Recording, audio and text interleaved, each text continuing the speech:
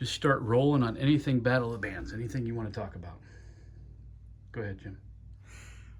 Well, it's great to see Mick Jones after all this time. The MC and Johnny Carson of the Hayward Battle of the Bands, for sure. Wow, seen a lot of musicians and a lot of talent. How does it feel, Mick, to go back? It feels really good, you know, because I've had 5 years away from it. And so I've had a chance to step back and look at the history, not only my history with it, but the battle itself. And I always recall seeing your name every now and then in one capacity or another. You know, so you're quite the fixture here in the East Bay yourself. Well, it's an honor to actually be a part of the East Bay, number one, but then to be part of the era. It was just a real blessing. You know, I worked with a lot of the kids, a lot of the bands, and shared a lot of the experience I got from being a full-time musician. I was lucky enough to play 5 nights a week from 65 to about 93. That's all I did. Excellent. And teach during the day and produce and work. I was producing at Fantasy for 30 years as a contractor there. Did the record plant, and saw some of these kids that had been in the battle go there. It was great to see them move ahead, especially, you know, people like Derek Davis, just really super talented, you know. But then were a lot of, I remember Robert Grace was really good. Yes. Just numerous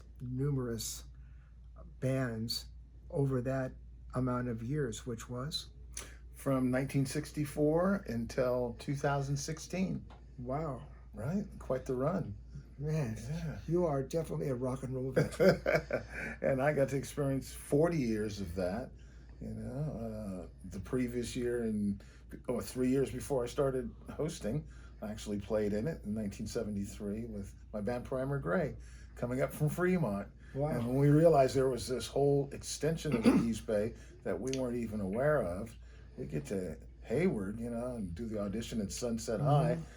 And it was a new playground for us. And we saw a lot of talent and, you know, give us a chance to rethink what we were doing. How do we fit into this? You know, and here you had already been at it in this area and seen these kids grow up, and we just assimilated ourselves into what was already here. Yeah, there was never any kind of a problem either that I remember. There was never like any kind of like violence or fights, or just everybody kind of getting along and supporting everybody else. That was really great because everybody just loved what they were doing, and they started to like each other's bands and learn from them, you know. Yeah, we were always kind of supportive that way, you know. Like I tell people, we did not have the sense that, oh, we're all these baby boomers that all came up at the same time in the same place, and this is what we were doing, because we were so in the moment. So in the moment. You know, which is a good thing, because we didn't have time to, you know, to think about those things other than, how do I learn this song? Well, you just gave me an idea for a song. So in the moment. That sounds like that could be a song. It could be. Thank you, brother. You're so welcome. You guys are always spinning them off anyway. Oh yeah.